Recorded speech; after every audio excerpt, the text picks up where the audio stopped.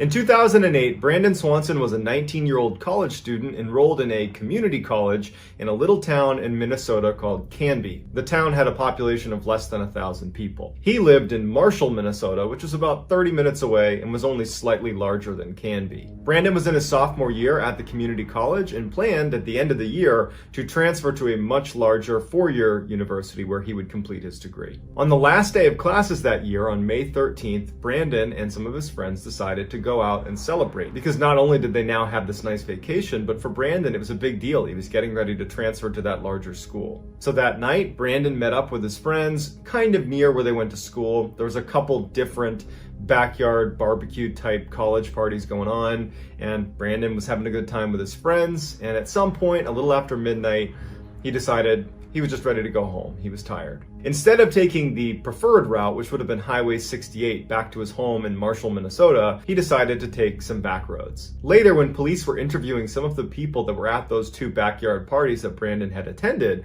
they asked how much was Brandon drinking. And they all said that Brandon wasn't really drinking at all. We saw him with one beer that he wasn't really drinking, and it seemed like he really was just tired. He wasn't looking to party, and he left and seemed very sober.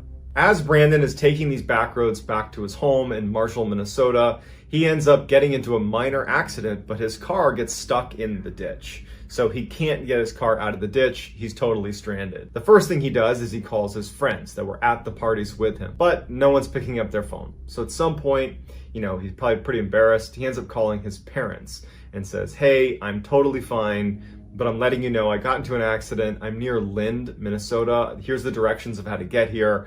I need you guys to come out here and help me get out of the ditch." And so Brandon's parents say, "Okay, we'll come out and meet you." They use Brandon's directions to get out to this area right near Lind, Minnesota, which was only about 10 minutes away from Marshall, Minnesota, where they lived. They make their way over to the spot, and Brandon's father calls Brandon and says, "Hey, we're here. I'm going to start flashing my lights as I drive down this road that you've sent us to." And so Brandon's like, "Okay, I'm looking for you. I don't see you, but I'm looking for you."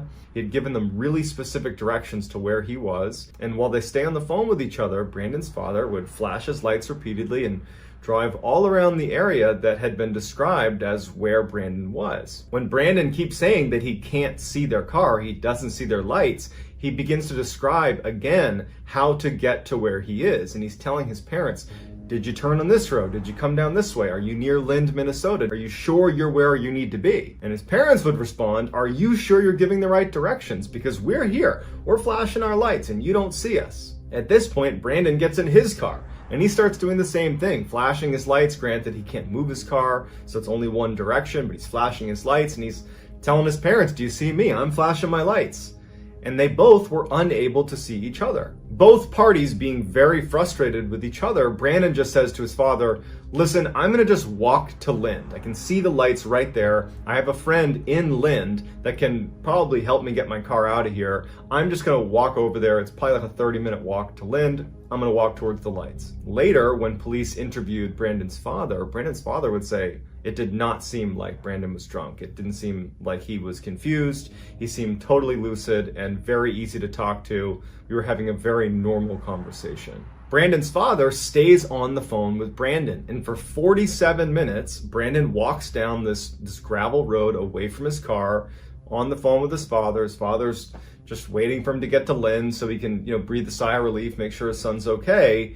And as he's walking towards these lights that Brandon believes is the town of Lind, Brandon all of a sudden goes, "Oh shit!" And then the phone cuts out. Brandon's father's like, "What just happened?" Tries calling him back, no answer. Brandon's father and his mother start driving all over the place, yelling out their window for Brandon, and they can't find him. They end up calling the police, who use Brandon's phone records to generally figure out where he had been when he was on the phone with Brandon's father. And it turns out he was nowhere near Lind. He was 25 miles away in a town called Taunton. So this huge search is launched for Brandon, and there's no sign of him.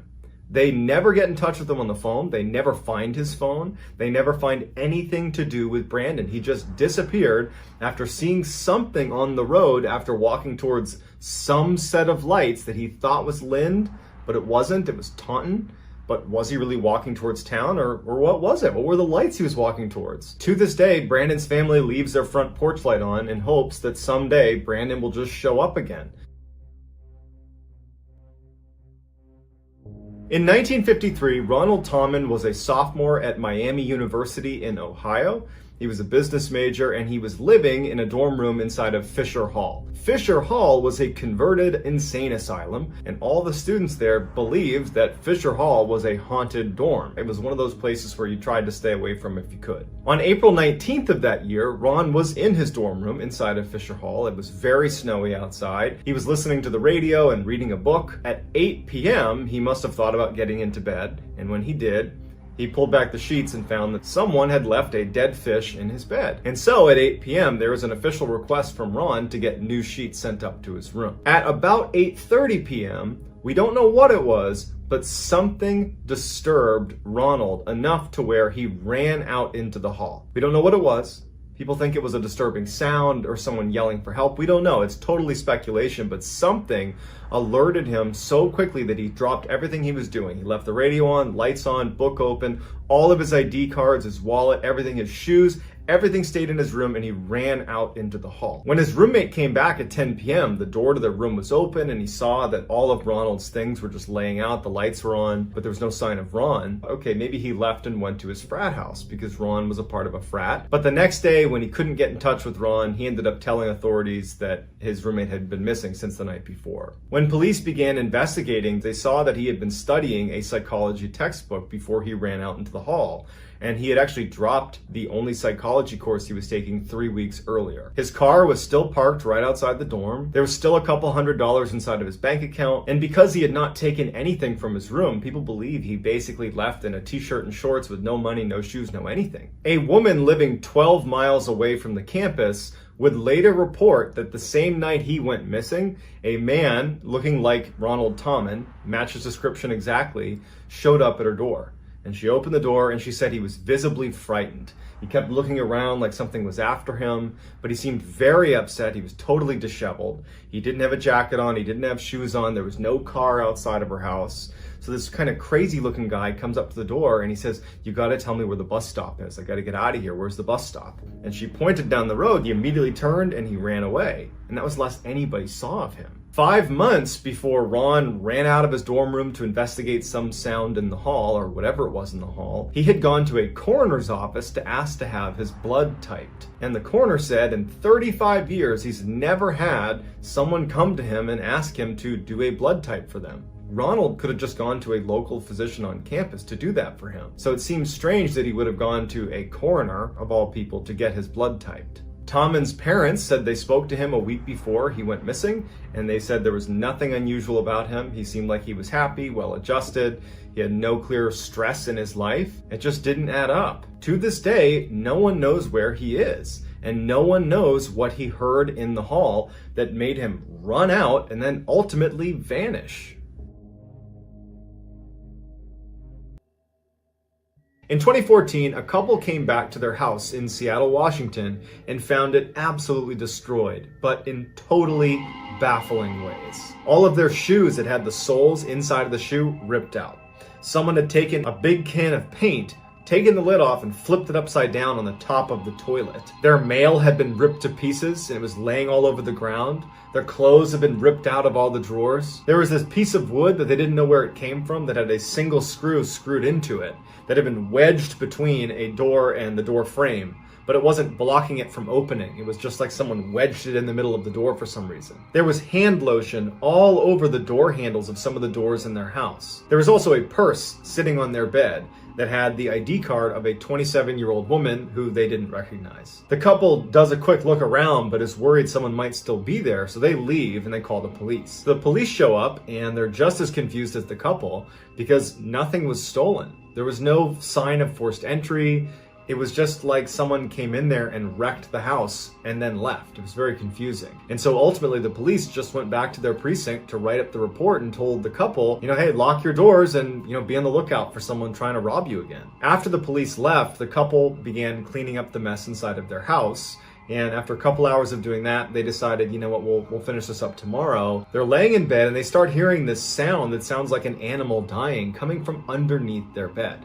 Now, they didn't think this could be a person because there was almost no space underneath their bed. It was, barely any clearance under their beds. They're thinking an animal must have gotten in here. We had the doors wide open as we were cleaning stuff out. Maybe an animal got in here. They're like, no, we're not going to deal with this. They jump up and run out of the bedroom and call the police again. Police show up, they go into the bedroom, and there is a person underneath their bed. 90-pound, 27-year-old crazy woman who was high on meth, carrying a knife and a hypodermic needle.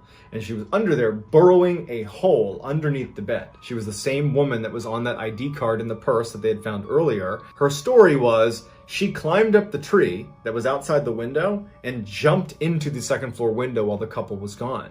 She ransacked the house for reasons we don't understand and then went under the bed. And there was so little clearance under the bed that the couple did not think to look under there for people. So that whole time they were cleaning up, she was still in the house. Luckily, she didn't get all the way through. Who knows what she would have done if she'd actually punctured all the way through. In 2006, Brian Schaefer was a 27-year-old medical student at Ohio State University. He had just lost his mother to a battle with cancer. He was feeling very down. And so his roommate, Clint, decided it would be a good idea on April 1st, which was the end of their classes. There was a little bit of a break coming up, that they should go out and just take his mind off of what he was dealing with and go out to a bar and have a good time. Brian agrees, and so on April 1st, the two of them make their way to the Ugly Tuna Bar, which was located in downtown Columbus, Ohio. Just before 10 p.m. that night, Brian stepped away from the Ugly Tuna to make a phone call to his girlfriend. Her name was Alexis, and she was also a medical student at Ohio State. On the call, there were some niceties exchanged. He said he loved her, and that would be the last time she ever heard his voice. After Brian came back into the bar, Brian and Clint decide they want to leave the Ugly Tuna and do a little bit of bar hopping. So they go to a couple different bars right outside and eventually meet up with one of Clint's friends named Meredith. The three of them continued bar hopping until Brian and Clint decided they wanted to go back to the Ugly Tuna.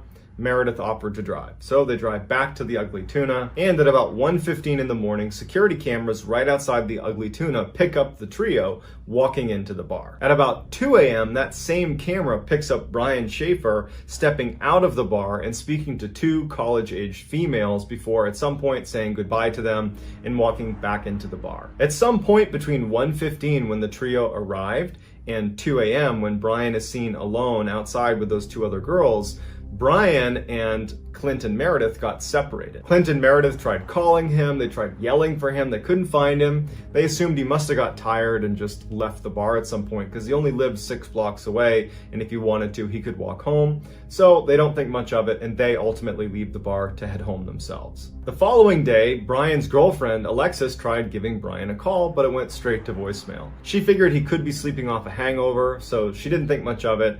But as she called him all day long and never got through, she started to become worried and asked Brian's father, Randy, if he could swing by Brian's apartment and just check in on him. When Randy arrived, Brian was not there, but his car was there, and his apartment looked untouched. The bed was still made.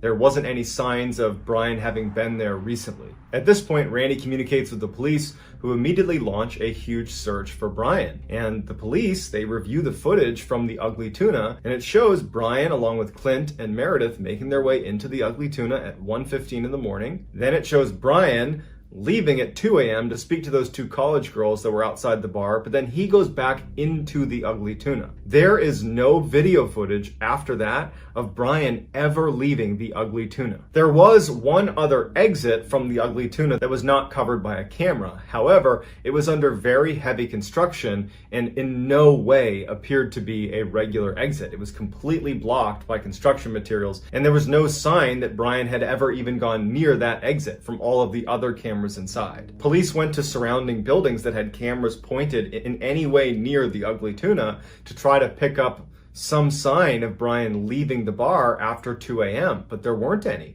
It was like he went into the bar and never left. And they searched the Ugly Tuna. They looked everywhere. He was not there. To this day, no one has any idea what happened to Brian. Is he still inside the bar? And if he left the bar, how are there no cameras anywhere that are able to pick that up? There was lots of cameras looking at the bar and looking outside the bar. How did he vanish without anybody knowing? Unfortunately, we probably will never know what happened to Brandon Swanson, Ronald Tommen, or Brian Schaefer. But that doesn't mean we can't speculate. So I'd love to hear what you think happened in each of these 3 cases. I'll do my best to respond to as many comments as I possibly can. If you enjoyed this video and you want to see more videos like this one, I would encourage you, if you haven't already, to steal the like button's computer mouse, turn it over, and tape a small piece of paper to the underside, turn it back over, and then hide and make fun of the like button when their mouse doesn't work. Also, please subscribe to my channel and turn on all notifications.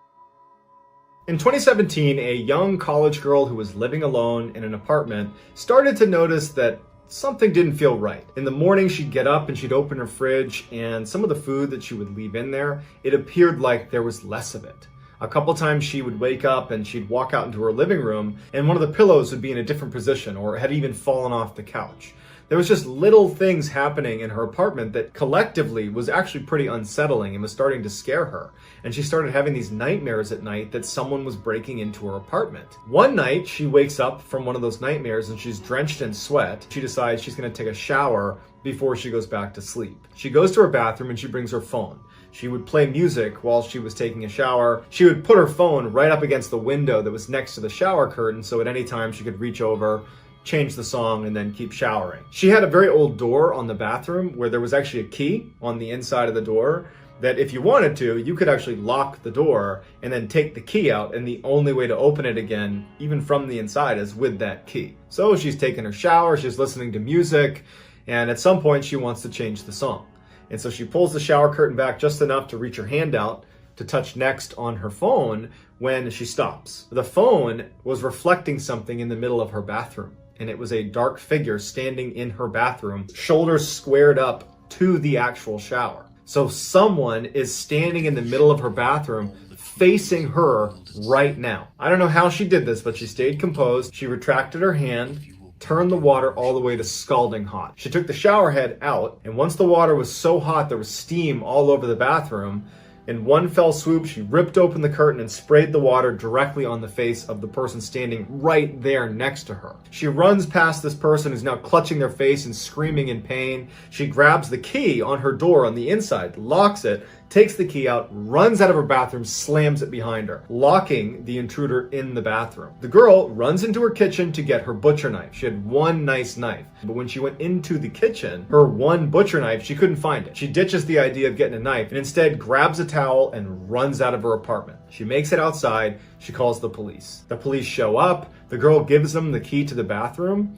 They go into her apartment and they unlock the bathroom and they pull this person out. It was this crazy lady who used to live at this apartment, and she had apparently made copies of the keys and had been sneaking in whenever this girl wasn't there, or at night she would sneak into her apartment and she would sleep there on the couch and then leave before the girl woke up. So as the police bring this woman away, one of the officers breaks off and goes over to the girl who owns the apartment, and he holds up an evidence bag, and it's the girl's butcher's knife. The woman had taken it from the kitchen and was standing in the bathroom waiting for her to get out of the shower. And the officer just says, looks like she wanted her apartment back.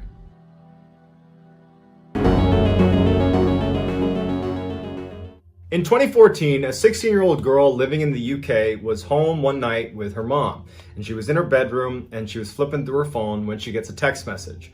The message was coming from a boy she had recently met via Snapchat. He told her to go to her window and look outside because he was right near her apartment. Now, this girl did not know this boy particularly well, so it was very creepy to be told, "I'm on your property." But either way, she went to the window to look. There's no one out there. And it's late, so she can't really tell if maybe he's hiding or something. But she feels really creeped out by this, and she ends up leaving her bedroom and going into her mother's room and tells her mom, "Hey, I'm gonna sleep in here with you tonight." She doesn't tell her mom about the text message. Maybe she was embarrassed. We don't know. So the girl is laying in bed, her mom's asleep, and as she's about to put her phone down and actually go to sleep, she gets another text from this boy. "I'm in your house." She immediately wakes her mom up. She shows her mom's like, oh no. She jumps out of bed, every light goes on, runs downstairs to confront this person who's apparently in their apartment, but he's not there. The mother ultimately decides, after not finding anything, that, he's not here. We didn't hear anybody come in the house.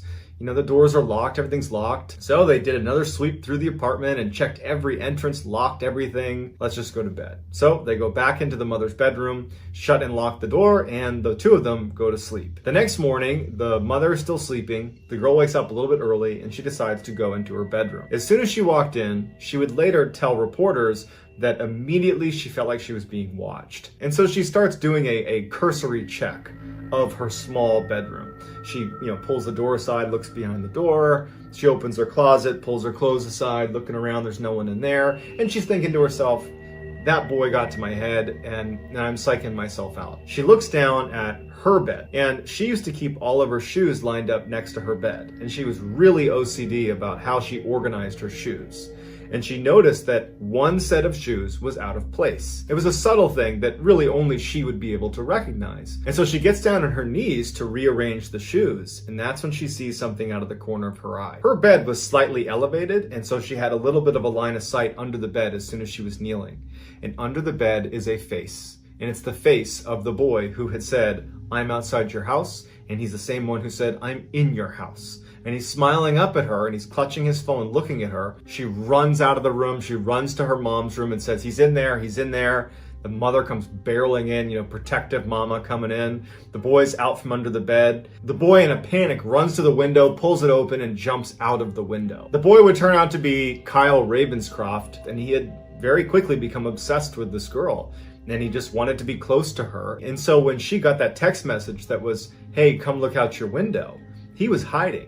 And when she went into her mom's room, he could actually see her go into the mom's room, and he climbed up the side of the apartment into the window that was open, shut it, and climbed under the bed so that when the mother and the daughter were searching the house, he was already in the house. So they locked him into the house. He was ultimately given a very small sentence. I think it was a couple weeks in jail, a fine, and some community service. But no matter what the sentence was, I'm sure that girl will have to deal with the trauma of that event for the rest of her life. In 2013, a young woman was living alone in an apartment and she was on the phone with her boyfriend. As she's chatting with her boyfriend, she decides to go get her mail. She walks into the main hall to this area where all the mail slots are on the wall. She's chatting, she opens up her slot, she gets her mail, shuts her slot, and then she walks back down the hall to her apartment, opens the door, goes back in, and she goes to her bedroom. And she's sitting on her bed, feet on the floor, and she's got her phone, and she kind of tucks it against her shoulder, and she's rifling through her mail. And as she's flipping through her mail, the phone drops. And the way that it lands is it kind of bounces backwards underneath the bed. She puts her mail on the bed, and she gets down on her chest to extend her arm out to get her phone that's now well under the bed. And as soon as she starts looking for the phone, she freezes and she stifles a scream. There's a man in the fetal position tucked against the far side underneath the bed, not looking at her. The girl stays composed. She gets her phone. She goes, "Hey, I'm going to take a quick shower. Let me call you right back." With her phone in hand, she walks right out, goes into her bathroom, which is right next door, shuts it, locks it, turns on the shower, opens her window, and jumps out. She was on the first floor. Goes right across the street and hides behind a car, and she calls the police. The police show up, they go inside, and they bring out this crazy, deranged-looking man. As they're taking him away in handcuffs, one of the officers comes over to her, and he says to her, "You're very lucky you did what you did, because we found him in your apartment standing outside of the bathroom holding a knife. He was waiting for you." The girl believes that when she went to get her mail, she was distracted because she was talking to her boyfriend and she must not have shut her apartment door, at which point this guy must have snuck in and gotten under her bed. The man was committed to a mental institution and the girl's boyfriend moved in with her the next day. So I hope you enjoyed today's stories. If you haven't already, please gently give the like button a hug because it needs a break. It's been through a lot on my channel. Also, please subscribe to my channel and turn on all post notifications so you don't miss any of my weekly uploads. If you have a story suggestion or multiple story suggestions, I created a subreddit on Reddit called MrBallen. It's linked in my bio. You can just go right on there and drop your story suggestions in there. If I use something that you suggest, I will absolutely credit you. If you want to get in touch with me, you can direct message me on In 1981, a 9-year-old boy discovered that if he was really quiet, he could sneak out of his bedroom at night, go down into the kitchen, and eat as much junk food as he wanted. One night in the summer that year, his family went out for this huge dinner at this amazing restaurant, and when they came back, they had all these leftovers. And the boy really wanted to eat the remainder of the sweet and sour pork. He was really excited about it. So everyone goes to bed, And he's really deliberate. He starts sneaking down the stairs, being ultra careful. He gets to the end of the stairs, hasn't made a sound. And that's when he freezes because he hears what sounds like a fork making a little clinking sound against the counter. And he thinks, my parents have got to be in there. And if they see me, I'm going to be totally busted. So I don't want them to see me. And so he begins to turn his head around the corner because he was obscured by the wall. And he pokes his head just far enough in to where he can see into the kitchen. And standing in the middle of the kitchen is this skinny man that he's never seen before, drinking milk directly from the carton with the fridge wide open. The kid holds back a scream, sneaks back up the stairs. When he finally gets upstairs, he runs into his parents' room and he tells them what's going on. The father runs downstairs, ready to confront whoever's there. There's no one there. There's not even a sign that anyone was there. So they look everywhere and they can't find anything. And so the parents don't believe him. And everybody goes back to bed, and that's that. The boy was very confident at what he saw. Although he did feel like, I guess I could have imagined it, but he started paying really close attention to everything in his house. In the mornings, he would go downstairs before everybody else and he would see if there was any sign of someone having been in the kitchen. He noticed at one point that the napkin holder had been moved to the wrong side of the counter. He also noticed one time there was a mug that was in the sink that no one had used the night before. And so he's thinking that someone is sneaking into our house. I don't know how, I don't know where, but I'm confident that it's still happening. But his parents didn't believe him. 3 months after the boy has seen this person in his kitchen, he's in his bedroom, he's just laying there, and he's looking up at the vent on his ceiling, an air conditioning vent. And as he's looking at it, he sees a pair of eyes go over the vent looking down at him. And they blink, and he can tell it's eyes looking at him. It takes him a second to process it, but he freaks, runs out of his room, runs to his parents' room, and he can barely talk. He's like, there's someone in the vent. The parents run into his room, they check crawl spaces, the attic, they're shining a light into the vent. They can't find anything. And so once again, it turns into, you're making this up, you have an overactive imagination, there's nothing going on in this house. But a week goes by, and their house started to smell really bad. And the majority of the stink was coming from that vent in the boy's room. And even worse, there were maggots falling out of that vent. So they got the air conditioning people over to have a look, and they were totally confident that what they were going to find is a dead animal up inside the vent. But that's not what they find. They find a dead man who had been living in their ceiling. There was literally a cot that had been set up inside of their ceiling. There were drawings of this boy taken from the perspective of looking down at him through the vent. Someone had been living in their ceiling over the boy's bed for months and then died up there. The man was never identified and was buried at John Doe. And I'm sure the parents felt really bad about not believing their son.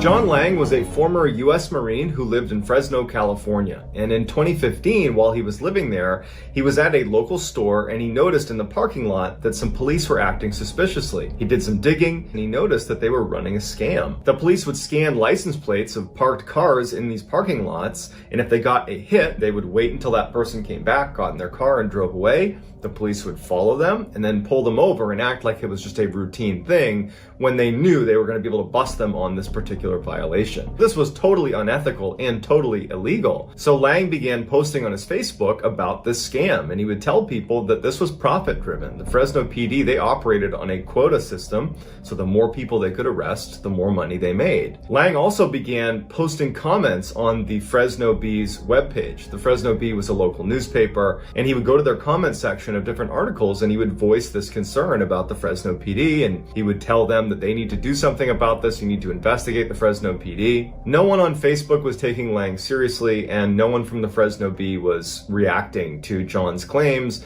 that there was this scam happening. Now, it's important to note at this time that the Fresno Police Department had a very bad reputation. The chief of police of the Fresno Police Department, along with 5 other Fresno PD officers, had been arrested on drug charges. After the chief of police was let out on bail, another officer, not inside of that initial group that was arrested, went to the chief of police's house to confront the chief because he was furious at him.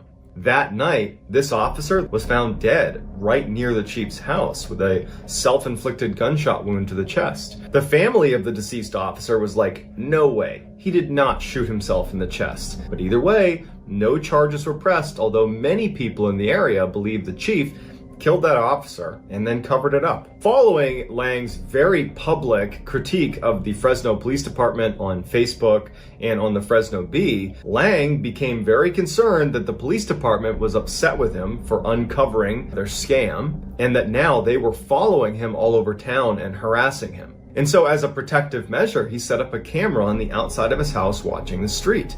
And he started uploading the footage to YouTube. And some of the videos that he pulled are crazy. Lang would upload 17 videos to his YouTube channel called Lang Marine. Now, every video has a fairly detailed caption associated with it where John describes what you're looking at. The first video is of this white pickup truck that pulls up in front of John's property. Now, Lang would say in the description that this particular truck he has seen all over when he's out in public, and he believes it's an unmarked car of police officers that are following him. It slow rolls right in front of his property and then eventually drives away. And then a few moments later, it drives back around and doesn't slow down and drives right past his house. Following these 2 drive-bys, Lang would say that he got a series of hang-up calls that he thinks were the police calling him to intimidate him. In the next video, you see a man walking his dog and stopping right in front of John's property. John has a dog, and his dog runs up to the fence, and the 2 dogs start smelling each other, and at some point, the guy with the dog walks off. Lang believes that that was a plainclothes police officer that was conditioning Lang's dog to not attack him if he were to come into the property. Lang is suggesting that the Fresno police are preparing to assault his property. In the third video, Lang claims that he came back to his house and someone had tampered with his security system with that camera, and he was now missing 20 minutes of footage. The fourth video he uploads is by far the most well-known of any of the uploads, and it shows a minivan pull up right in front of his house on the other side of the street. They slide open the door, and out pops this guy with some very high-tech camera equipment that Lang claims is a thermal imaging camera and that they were scanning his house to see if he was home or not. Now, whether or not this was actually plainclothes police with a thermal imager or not, if it was my house and I saw someone across the street with that piece of equipment, I'd have some questions about what are you doing here? And apparently John felt just as concerned as I would have been, because at this point, he files an official complaint against the Fresno PD to their internal affairs. Lang claims that following that formal complaint, things only got worse. He believes that internal affairs gave that complaint to the rest of the police department, and that further upset them and made them target him even more aggressively. In the fifth video that Lang uploads to his channel, you see a guy in civilian clothes walking up to the front of Lang's property and then stopping right in front. He kind of looks up at Lang's property and then turns around and begins walking away. And then he starts texting and he gets into a car and he leaves. Lang believes this was a plainclothes police officer who was seeing if he was home and then reporting what he saw to the rest of the police. In the sixth video, Lang claims that police cruisers were driving up and down his street at 2 a.m. to try to wake him up with their sirens on. The seventh video, without reading the description, would mean nothing to you. But when you read the description, it's pretty interesting. He says the 2 guys that lived next door to him had randomly invited him to come over. Now, he wasn't close with his neighbors, but he agreed to go over. At some point, once he got over there, he felt like something was off. He didn't know what it was, but he felt very uncomfortable, and so he decides to leave. At which point, he says his neighbors did not want him to leave. They were really aggressively trying to get him to stay inside of their house. And when he said, no, I'm leaving, he said they blocked his way. He managed to push past them, walked outside. You see them following him as he leaves their property and walks on the sidewalk to his property. He has a fence around his house, and he's trying to get to his fence to open it up, and they're blocking his way. They're not letting him go into his property. And then when finally he kind of pushes past them to go inside, they start yelling his name. And Lang would say that he thinks they were working with the police and they had pulled him away from his house so the police could go into Lang's house. And that when Lang was going back into his property, when they were yelling his name, that was to alert the police that he was coming back into the house. When Lang did go up to his house, he saw that the front door lock had been tampered with, and then when he went inside, his computer and his printer also appeared to have been tampered with. Now, this is only what Lang is saying. There is no proof that any of that happened, but that is the context for that video. Video shows two cruisers showing up in the middle of the night and parking out front of Lang's property, and at least 6 officers get out and are just standing there under a streetlight. They don't appear to be doing anything. It doesn't make sense why they're there, but they stand there and kind of look over at Lang's property for a decent amount of time before ultimately getting back in and leaving. Lang says they were doing that purely to intimidate him. 9 through 16 are fairly unremarkable, but there is one video where very clearly someone walks right up to Lang's truck and tries to break into it. It's not subtle, and Lang believes this was a plainclothes police officer. The 17th and final video that Lang uploads shows a carpet cleaning van pulling up right in front of his property. On the passenger side, a man gets out. He's wearing civilian clothes, just smoking a cigarette, looking up at Lang's property, and they're there for quite some time. And at some point, he gets back in the car after they don't do any carpet cleaning and they drive off. After uploading this final video, he goes onto Facebook and he shares a link to that video, and he tells people to remember this van because he believed that the Fresno PD were just days away from finally launching their attack against him. Over the next couple of days, his Facebook posts become increasingly more panicked. He starts saying that he regrets ever critiquing the police department. He says that any moment they're going to come into his house and kill him. Then finally, in one of his last posts to Facebook, he asks his friends, will someone come stay with me? I'm scared for my life. And while his friends were concerned, no one took him that seriously, and so no one stayed with him. That weekend, John Lang was found dead inside of his house that had been set on fire. When the fire department showed up to try to put the fire out, the door was barricaded shut, and when the coroner did his first initial report on the body, he said that Lang had stab wounds all over his chest and his back, but had ultimately died of asphyxiation. That initial report had been given to some of the journalists that were reporting on the story, and so they tweeted about it. John Lang, multiple stab wounds to the chest, to the back, died of asphyxiation. But following Lang's autopsy done by this coroner, where 2 Fresno police officers were in attendance, granted, it's apparently customary to have police officers present for autopsies, but it's worth pointing out for the context of the story, that same coroner retracted his statement about the location of these stab wounds and said they were only located on his chest, not his back, and that they were self-inflicted, and so this is a clear-cut suicide, and everybody can just move on. And so they did. No charges were pressed against the Fresno PD, and this was ruled a suicide. When the news came out that this was considered a suicide, anybody that had been following along John Lang's claims either on his YouTube channel or on Facebook that the Fresno PD was out to get him, they were not buying that this was a suicide. They thought that the Fresno PD was responsible. A number of internet sleuths began investigating the case. That van that had pulled up in front of Lang's property in his final video when he said, "Remember this van?" Well, the logo on the side of that van was for a carpet cleaning company.